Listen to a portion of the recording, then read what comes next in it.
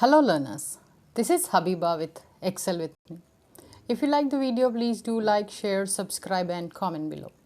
Let's start today's class, that is Research in Education, with the subtopic Power of a Statistical Test and Effect Size, Part 1. So let's start with power of statistical test. That is, what is statistical power or sensitivity? First, let's understand. It is the likelihood of a significance test detecting an effect when there actually is one. In the previous class, we have understood when we take any research problem, we tend to write objectives, and along with those objectives, we write the hypothesis also. Why we write the hypothesis? To test whether our prediction is correct or not. That is the statistical power or the sensitivity. That means we are testing, we are detecting whatever research we have done, is it clearing the significance level, significance test, whatever effect we are seeing, whether it is true or false. That is when there is one actually. Now, what is an effect? A true effect is a real non-zero relationship between variables in a population. Obviously, when we do any research, we select some population. Under that population, we select some sample size. That means that sample size which we are going to test with our variables, what is the effect, whether it is real or non-zero relationship between variables, that is an effect.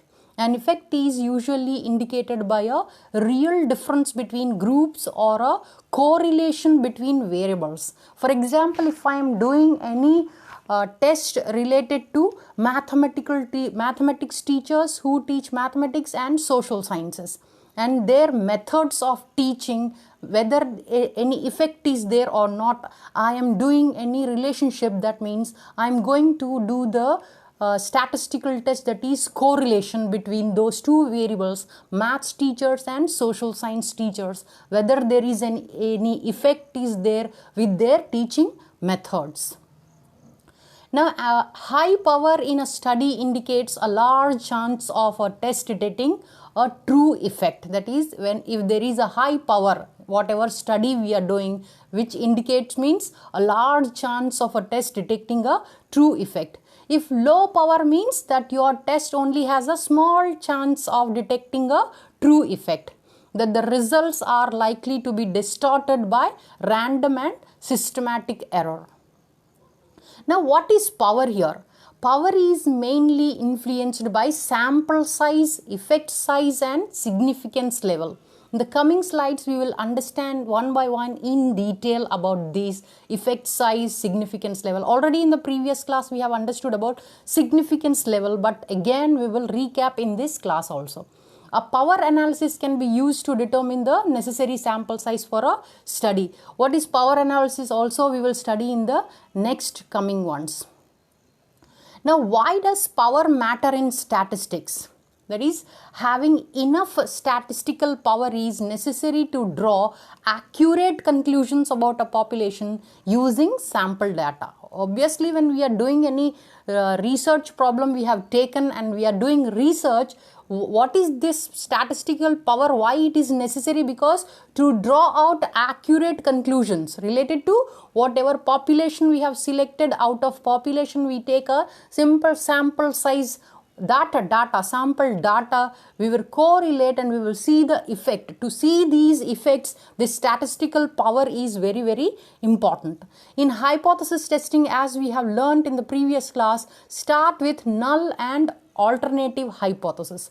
A null hypothesis of no effect and an alternative hypothesis of a true effect. Already null hypothesis, we indicate H0, that means there is no significant relationship or there is no significant difference, like that we will write. And alternative means there is a true effect, that is your actual research predictions, null or alternative. Why does power matter in statistics? Again, when we understand, the goal is to collect enough data from a sample to statistically test whether you can reasonably reject the null hypothesis in favor of the alternative hypothesis. Clearly, in the previous class, we have discussed about these effects, null and alternative hypothesis.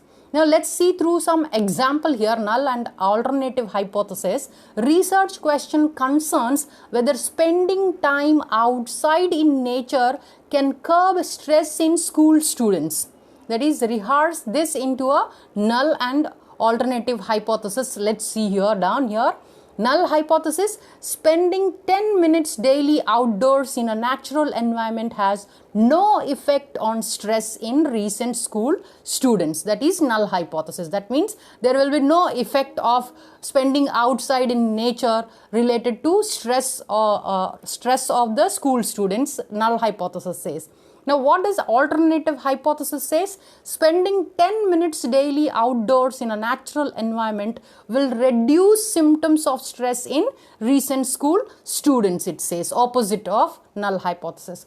There is always a risk of making one of two decision errors when interpreting study results. In the previous class in detail we have understood about type 1, type 2 errors. Here what does it says? When there is always a risk of making one of two decision errors here when interpreting study results. Type 1 error: rejecting the null hypothesis of no effect when it is actually true. When it is actually true, what we are doing? We are rejecting the null hypothesis. Type 2 error: not rejecting the null hypothesis of no effect when it is actually false. When it is false, we are not rejecting, we are accepting. That is, these are the two errors we can make. There is a risk of making those errors. Now let's compare with that stress example we have taken. Type 1 error, what can it be? Conclude that spending 10 minutes in nature daily reduces stress when it actually does not. We have taken null hypothesis. There will not be any effect of spending time outside in nature to the stress we have given as null hypothesis. When we are accepting, when we conclude that spending 10 minutes in nature reduces stress, that means what we are doing when we are saying that there is no effect, but here we are accepting that there is some reduce of stress, that means we are making type 1 error.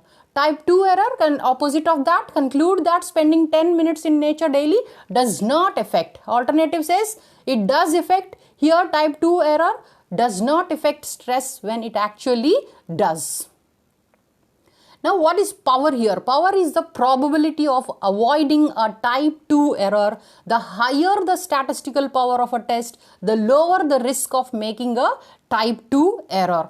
Now power is usually set at 80%.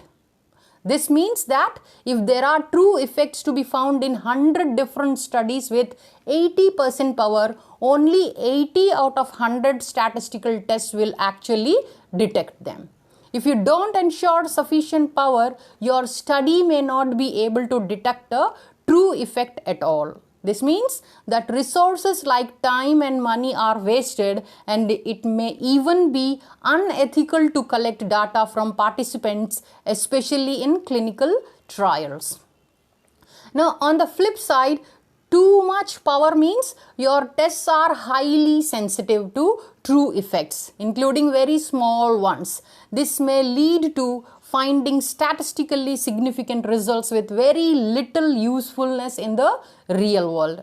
To balance these pros and cons of low versus high statistical power, you should use a power analysis to set an appropriate level. So, hope you have understood related to power of statistical test. We will continue this in part 2, what is power analysis. If you like the video, please do like, share, subscribe and comment below. Thanks for your attention and time. Happy learning.